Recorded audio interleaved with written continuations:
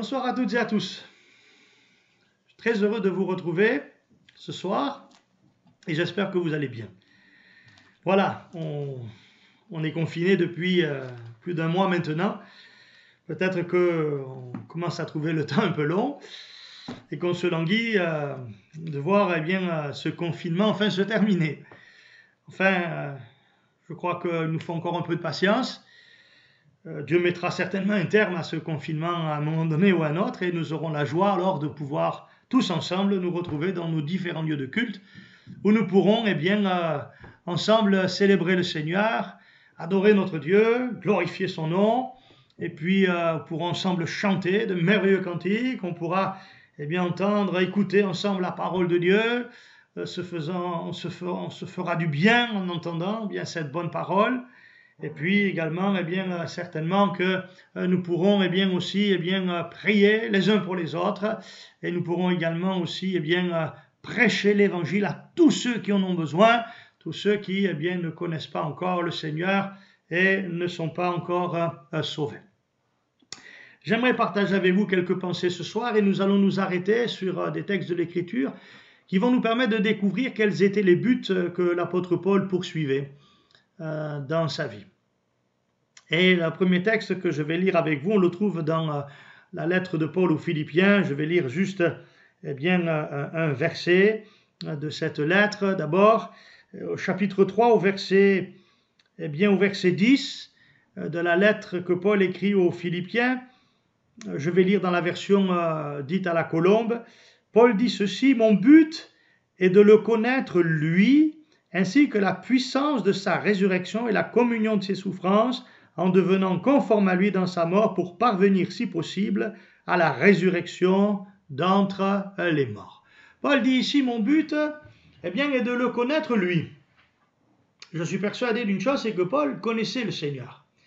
Nous sommes ici dans une période un peu particulière de la vie de Paul. Il est emprisonné à Rome et il prend la plume et il écrit à différentes églises, notamment à l'église de Philippe. Cette église qu'il avait fondée lui-même, rappelez-vous, dans le livre des Actes des Apôtres, au chapitre 16, comment Dieu conduit l'apôtre Paul et l'amène à prêcher l'évangile dans cette ville de Philippe, cette première ville d'Europe que Paul va évangéliser et dans laquelle Lydie, la marchande de pourpre de la ville de Thyatire, va être sauvée avec les membres de sa famille.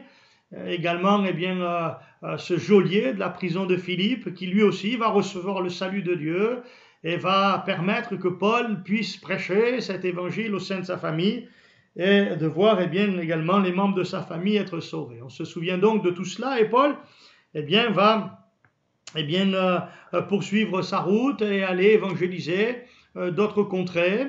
Mais on le voit ici, il est à Rome emprisonné et il écrit à cette église de Philippe. Et il dit que son but à lui, c'est de connaître Jésus. Malgré la connaissance qu'il avait déjà du Seigneur, il désire en connaître davantage encore. Je suis persuadé que vous qui m'écoutez, pour la plupart d'entre vous en tout cas, vous connaissez le Seigneur, vous savez qui il est. Il s'est révélé à vous comme il s'est révélé à l'apôtre Paul. On se souvient de cette magnifique révélation que Paul va avoir du Seigneur sur le chemin qu'il a mené de Jérusalem à Damas, comment Jésus se révèle à lui. Et bénissons le Seigneur parce que le Seigneur, il ne s'est pas révélé qu'à l'apôtre Paul, il s'est aussi révélé à chacun d'entre nous. Et s'il ne s'est encore pas révélé à l'un d'entre vous qui m'écoutez ce soir, que Dieu dans sa grâce vous accorde aussi cette révélation merveilleuse. L'apôtre Pierre dira un jour, alors que Jésus venait de poser la question « Qui dit-on que je suis ? Et vous, qui dites-vous que je suis ?» Paul dira « Pour nous, tu es le Christ, le Fils du Dieu vivant. » Et Jésus lui dira « Tu es heureux, Simon, fils de Jonas, car ce ne sont pas la chair et le sang qui t'ont révélé ces choses, mais c'est mon Père qui est dans le ciel qui te l'a révélé. » Ainsi, Pierre, par la révélation que le Père venait de lui accorder, pouvait affirmer que le Christ était le Fils du Dieu vivant. Nous savons par la même révélation que Jésus est le Fils du Dieu vivant et qu'il est aussi le Sauveur de nos âmes. Ainsi, il nous a sauvés. Nous le connaissons comme notre Sauveur. et nous le connaissons aussi comme le Seigneur. Mais Paul dit ici, mon but est de le connaître. Il veut aller plus loin dans la connaissance du Fils de Dieu. Vous savez, connaître Jésus, eh bien, c'est connaître l'amour de Dieu. Paul parle de la connaissance de l'amour de Dieu. Et si vous vous souvenez, eh bien, Paul, parlant de cette connaissance de l'amour de Dieu, va dire au chapitre 3 de la lettre aux Éphésiens, au chapitre 3, je vais lire avec vous ce texte, au chapitre 3 et au verset 19, même verset 17, que le Christ habite dans vos cœurs par la foi et que vous soyez enracinés, fondés dans l'amour, pour être capable de comprendre avec tous les saints quelle est la largeur, la longueur, la profondeur et la hauteur, et de connaître l'amour du Christ et qui surpasse toute connaissance, en sorte que vous soyez remplis jusqu'à toute la plénitude de Dieu. Connaître Christ, c'est connaître l'amour de Dieu. C'est découvrir, eh bien, cette réalité d'un Dieu qui nous aime et qui nous a toujours aimés. Le prophète Jérémie parlera de l'amour éternel de Dieu. L'amour éternel de Dieu. Mes amis, il est une chose eh bien certaine, c'est que connaître Jésus-Christ, c'est connaître l'amour de Dieu, c'est connaître que Dieu nous a aimés. Et nous avons besoin d'approfondir cette connaissance de l'amour de Dieu pour nous. L'amour de Dieu est sans commune mesure. L'amour de Dieu est inégalable. Personne ne peut aimer comme Dieu aime. Personne n'a cette capacité d'aimer de la manière dont Dieu aime. Dieu aime d'un amour inconditionnel. Il nous a toujours aimés et il continue à nous aimer, malgré nos défaillances, malgré quelquefois nos erreurs, malgré nos échecs, malgré quelquefois même notre ingratitude à l'égard de sa personne. Dieu continue à aimer chacun d'entre nous. Son amour est infaillible. Il ne tarira jamais. L'amour de Dieu est un amour parfait. Et rappelez-vous, ces gens qui disaient l'amour parfait bannit la crainte. Cet amour parfait, il est pour chacun d'entre nous. Et connaître Christ, c'est connaître cet amour. C'est ce qui bouleverse notre cœur. C'est ce qui, eh bien, quelque part, nous amène à aimer notre Dieu. Jean dit, pour nous, nous l'aimons parce qu'il nous a aimés le premier. C'est son amour pour nous qui nous a conduits à l'aimer lui. Et voyez-vous, connaître Jésus, c'est connaître cet amour parfait. Mais connaître Jésus aussi, eh bien, c'est connaître la justice, la sainteté de Dieu. Vous vous rappelez peut-être, eh bien, quand Pierre a rencontré le Seigneur pour la première fois, il a dit à Jésus, « Seigneur, retire-toi de moi, car je suis un homme pécheur. » C'est le fait de se retrouver dans la présence de Jésus qui a conduit Pierre à reconnaître son péché, à découvrir son état de pécheur. Vous vous rappelez certainement ce texte de l'Écriture où Dieu se révèle dans sa gloire au prophète Ésaïe, et regardez ce que le prophète va vivre alors, ce qu'il va même déclarer. Nous avons là eh bien, une expérience extraordinaire qu'a vécu le prophète. Regardez ce qu'il est dit. L'année de la mort du roi Osias, je vis le Seigneur assis sur un trône très élevé, les pans de sa robe remplissaient le temple. Des séraphins se tenaient au-dessus de lui. Ils avaient chacun 6 ailes, 2 dont ils se couvraient la face, 2 dont ils se couvraient les pieds, 2 dont ils se servaient pour voler. Et voilà ce que criaient les séraphins. Ils criaient l'un à l'autre et disaient « Saint, Saint, Saint est l'Éternel des armées, toute la terre est pleine de sa gloire. Les portes furent ébranlées dans leur fondement par la voix qui retentissait, et la maison se remplit de fumée. Alors je dis, malheur à moi, je suis perdu, car je suis un homme dont les lèvres sont impures, j'habite au milieu d'un peuple dont les lèvres sont impures, et mes yeux ont vu le roi, l'Éternel des armées. Mais l'un des séraphins vola vers moi, tenant à la main une pierre ardente qu'il avait prise sur l'autel avec des pincettes. Il en toucha ma bouche et dit, « Ceci a touché tes lèvres, ton iniquité est enlevée et ton péché est expié. » Que Dieu soit béni. Oui, mon but est de le connaître le Seigneur. Ici, le prophète Ésaïe fait une expérience extraordinaire de la manifestation de la gloire et de la présence de Dieu. Et dans cette révélation, dans cette manifestation de la gloire et de la présence de Dieu, il découvre la sainteté de son Dieu, la justice de Dieu. Et face à cette révélation, face à cette connaissance qu'il a maintenant, il dit, malheur à moi, je suis un homme perdu, je suis un homme pécheur, j'habite au milieu d'un peuple dont les lèvres sont impures, au milieu d'un peuple qui vit dans le péché. Et je crois que, la révélation de Dieu a produit ça dans notre vie, dans notre cœur. Ça a permis à chacun de nous de prendre conscience de notre état de péché dans lequel nous étions. La révélation de la sainteté de Dieu, la révélation de la gloire de Dieu nous a amenés à fléchir les genoux devant Dieu et à reconnaître que nous étions des pécheurs et que lui, il était juste, il était saint. Que le nom du Seigneur soit béni. Connaître Dieu, c'est connaître sa sainteté. Ça nous amène à manifester alors dans notre vie la crainte de Dieu, le respect de Dieu.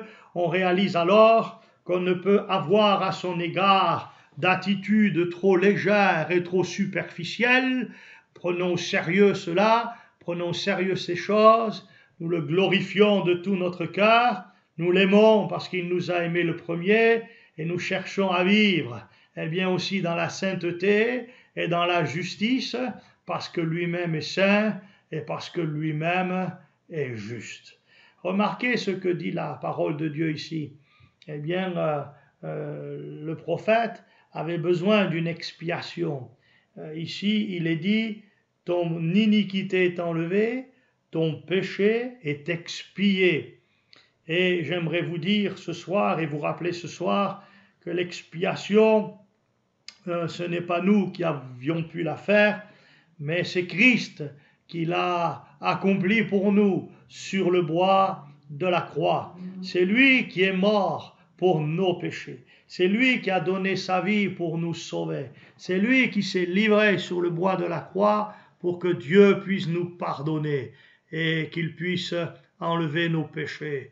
Que le nom du Seigneur soit béni. Maintenant, nous le connaissons, et parce que nous le connaissons comme le Dieu saint, nous voulons, nous aussi, apprendre à marcher dans la sainteté, à vivre également dans la sainteté. Et puis, pour terminer sur cet aspect de la connaissance de Dieu, j'aimerais aussi vous dire que connaître Dieu, c'est connaître sa puissance, son pouvoir. Regardez ce que dit le patriarche Job à la fin de son livre, alors que Dieu s'est révélé au cœur de cet homme d'une manière extraordinaire. Job va répondre à Dieu. Et il est dit que Job répondit à l'Éternel et il a dit, « Je reconnais que tu peux tout. » Job dit, « Je reconnais que tu peux tout. » Job avait une connaissance de Dieu, mais il n'avait pas toute la connaissance de Dieu. Il va dire, quel est celui qui a la folie d'obscurcir mes desseins? Il dit, j'ai parlé sans les comprendre de merveilles qui me dépassent et que je ne conçois pas. Il dit encore, mon oreille avait entendu parler de toi, mais maintenant mon œil t'a vu.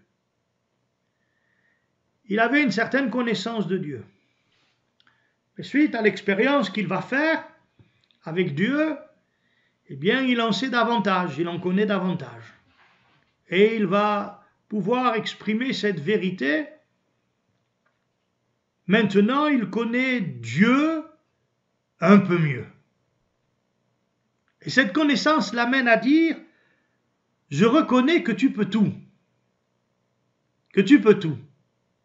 Il déclare ici la toute-puissance de Dieu. Il sait que tout est possible à Dieu, que rien n'est impossible à Dieu. Et je pense que cette connaissance de Dieu dans notre vie nous réjouit, parce qu'elle nous permet d'espérer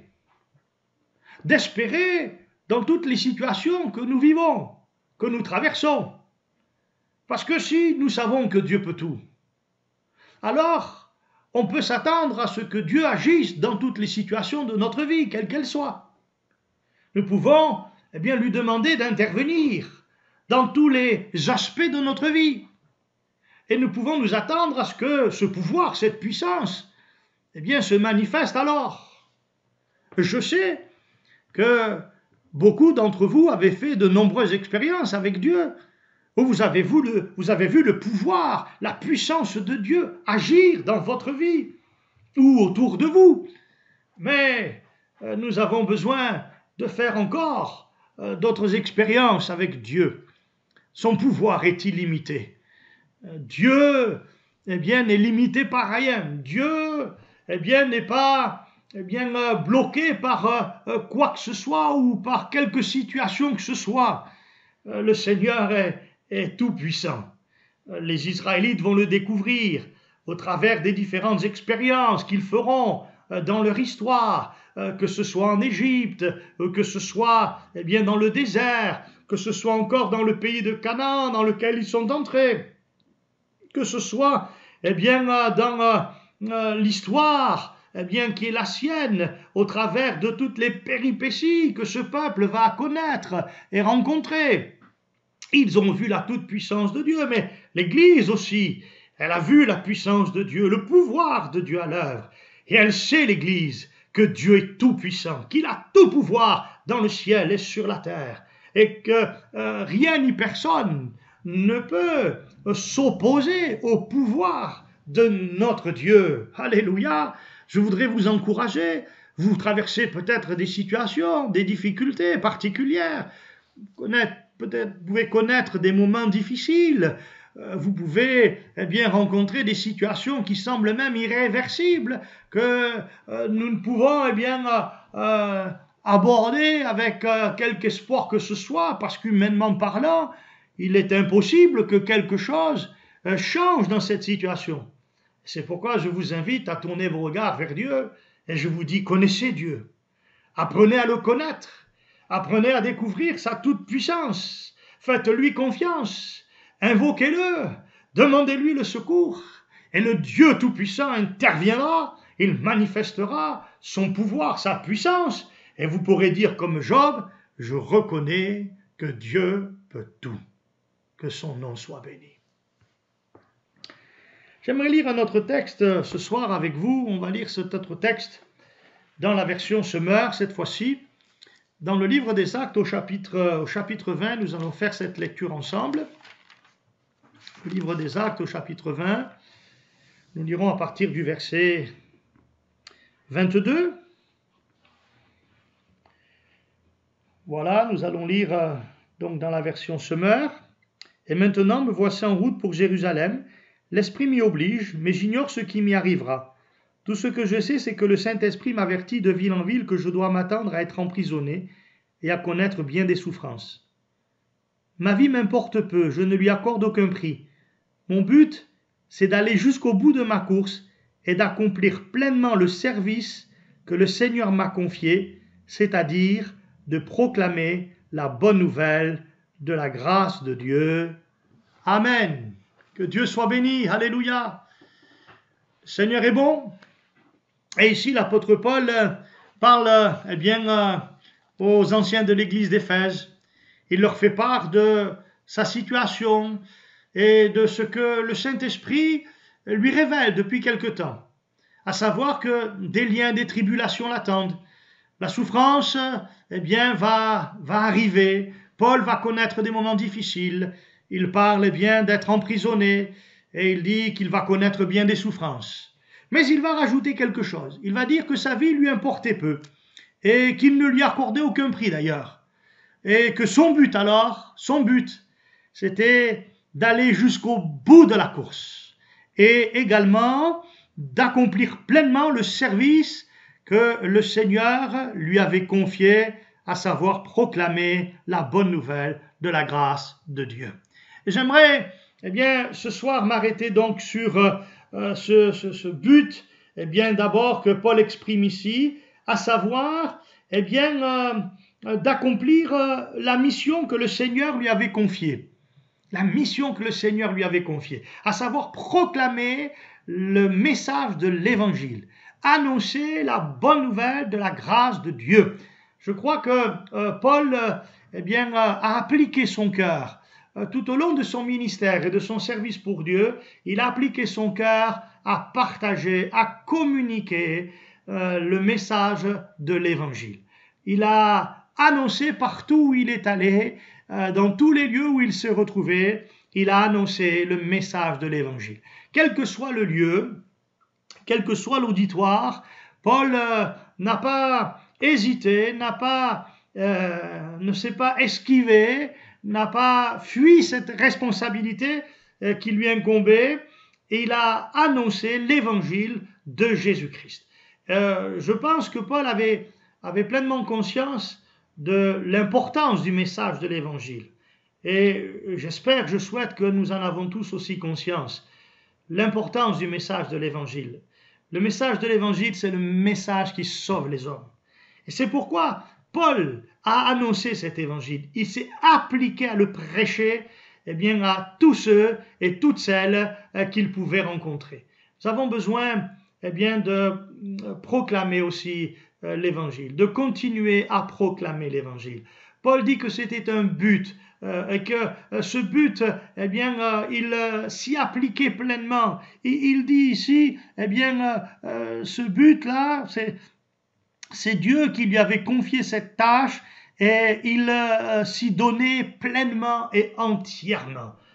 Frères et sœurs, nous avons besoin de nous donner pleinement, eh bien, au service de Dieu. Et nous avons besoin de continuer à prêcher l'Évangile. Devons servir Dieu et la cause de l'Évangile véritablement. Il y a tant de gens, tant d'hommes, tant de femmes autour de nous qui ne connaissent pas l'Évangile, qui ne connaissent pas le Seigneur, qui ignorent tout, eh bien, de ce qui les attend, de la destinée éternelle. C'est pourquoi on a besoin, eh bien, de prendre courage en nous appuyant sur le Seigneur et d'aller, eh bien, vers tous ceux qui ont besoin de l'Évangile, de saisir toutes les occasions, qu'elles soient favorables ou non, pour partager l'Évangile avec notre prochain. Oh, que Dieu nous aide dans cette grande tâche. Vous savez que le Seigneur nous a donné cet ordre de mission. Allez par tout le monde et prêchez la bonne nouvelle à toute la création. Oh, celui qui croira, qui sera baptisé, sera sauvé, a dit le Seigneur. C'est pourquoi nous allons prêcher l'Évangile, nous allons poursuivre la tâche, nous allons continuer à annoncer la bonne nouvelle de la grâce de Dieu et nous allons y appliquer tout notre cœur, nous allons y mettre toute notre énergie afin que le plus grand nombre puisse l'entendre et puisse recevoir par le moyen de l'Évangile le salut et la vie éternelle. Que le nom du Seigneur soit béni. Nous devons aller jusqu'au bout de la tâche que le Seigneur nous a confiée. Mais vous avez remarqué aussi dans ce texte, Paul dit que le but qu'il poursuivait était, eh bien, d'aller jusqu'au bout de la course. D'aller jusqu'au bout de la course. Nous avons besoin d'aller jusqu'au bout de notre course. Oui, l'apôtre Paul écrira toujours dans cette lettre aux Philippiens, si je poursuis le texte que j'ai lu tout à l'heure, eh bien, Paul parle eh bien aussi de cette course. Il dit ceci: non, certes, je ne suis pas encore parvenu au but, je n'ai pas atteint la perfection, mais je continue à courir pour tâcher de saisir le prix, car Jésus-Christ s'est saisi de moi. Non, frère, pour moi, je n'estime pas avoir saisi le prix, mais je fais une seule chose, oubliant ce qui est derrière moi et tendant toute mon énergie vers ce qui est devant moi, je poursuis ma course vers le but pour remporter le prix attaché à l'appel que Dieu nous a adressé du haut du ciel dans l'union avec Jésus-Christ. Alléluia, dans l'union avec Jésus-Christ. Paul poursuit le but, il poursuit la course, il veut aller jusqu'au bout de sa course, il veut aller jusqu'au bout de sa marche avec Dieu. Il ne veut pas s'arrêter en chemin. Et je crois que c'est là quelque chose qui doit nous animer les uns et les autres. La Bible dit: mieux vaut la fin d'une chose que son commencement. Je pense qu'en ce qui concerne la vie chrétienne, ce verset est d'une grande importance. Il est important de commencer la vie chrétienne. On bénit Dieu pour le jour où nous sommes nés de nouveau et où la grâce de Dieu s'est manifestée dans notre vie, où nous avons pu commencer à marcher avec le Seigneur. Mais maintenant, il faut que nous marchions et que nous marchions jusqu'au bout. Il faut courir cette course jusqu'à la fin. Il ne faut pas s'arrêter. Il faut poursuivre le chemin. Peut-être je pourrais m'adresser pendant quelques instants à ceux et à celles qui avaient commencé cette course et qui se sont arrêtés en chemin pour X raisons. On n'a pas à juger qui que ce soit et on n'a pas à dire quoi que ce soit à l'égard de ses amis qui auraient pu s'arrêter sur le chemin. Il y a tant de raisons qui peuvent nous arrêter sur le chemin et que celui qui est debout, dit la Bible, prenne garde de tomber. Donc nous voulons aussi être vigilants quant à notre propre vie pour justement ne pas nous arrêter en chemin, aller jusqu'au bout. Mais à ceux qui se seraient peut-être arrêtés en chemin, j'aimerais parler pendant quelques instants et leur dire: c'est peut-être pour vous le moment de reprendre le chemin, de reprendre la course. Et quelles que soient les raisons qui vous ont amené à vous arrêter sur le chemin, je vous supplie de considérer l'importance de reprendre le chemin, la route. Je sais, il n'est pas facile lorsqu'on s'est arrêté en chemin de reprendre la course. Il n'est pas facile de revenir sur le chemin, mais le Seigneur veut vous aider et il va vous permettre de reprendre le courage nécessaire qui vous permettra de reprendre le chemin de la foi, le chemin de la vie avec le Seigneur, le chemin de la vie avec Dieu. En tout cas, je vous encourage personnellement à vous lever maintenant là, dans la situation où vous êtes et à dire: je vais reprendre le chemin avec le Seigneur, je vais reprendre la course, je vais recommencer à marcher sur le chemin de la foi. Je ne vais pas rester assis là sur le bord du chemin avec toutes mes pensées, tout le questionnement qui est en moi. Non, je vais m'appuyer sur le Seigneur, je vais compter sur Dieu. Je vais même le prier en disant: Seigneur, aide-moi, je veux reprendre le chemin, je veux reprendre la course.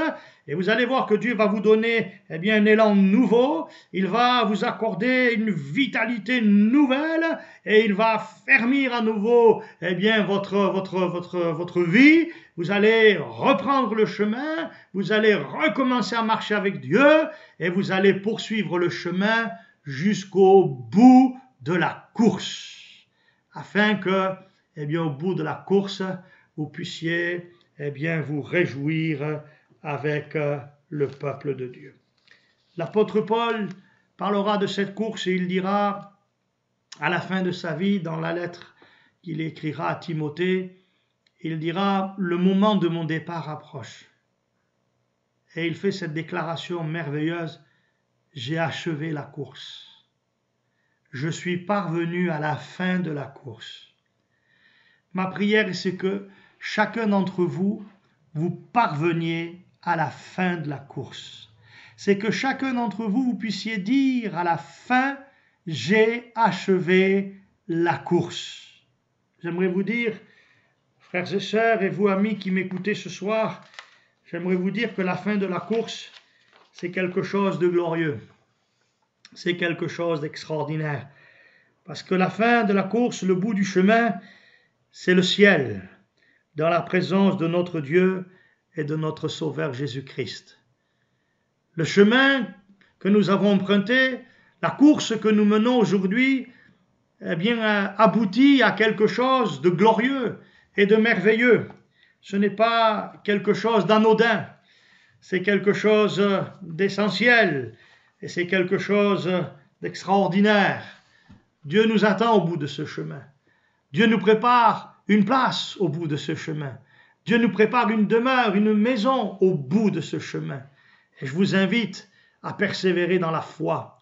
Vous savez, dans ce chemin, dans cette course, vous n'êtes pas tout seul, mais Dieu est avec vous dans ce chemin. Et Dieu va tout au long de ce chemin et de cette course manifester à votre égard une grande fidélité. J'aimerais dire, pour terminer, vous savez, la foi, c'est pas ce qui rend Dieu fidèle. Dieu est fidèle. Notre foi ne rend pas Dieu fidèle. Dieu est fidèle. Mais notre foi repose sur la fidélité de Dieu. Je sais que je vais atteindre le bout du chemin parce que mon Dieu est fidèle. Et il va m'aider pour que je puisse atteindre le bout du chemin, la ligne d'arrivée. Oh, mes amis, comprenez que le chemin que nous devons parcourir encore, il sera peut-être semé d'embûches, semé de difficultés, mais Dieu, dans sa fidélité, nous permettra de franchir tous les obstacles et de pouvoir atteindre la finalité de cette course. Oui, courez de manière à remporter le prix. Allez de l'avant, poursuivez la route, oubliant ce qui est en arrière. Portez-vous vers ce qui est en avant. Nous avons lu dans la version Semeur, tendant toute mon énergie vers ce but-là.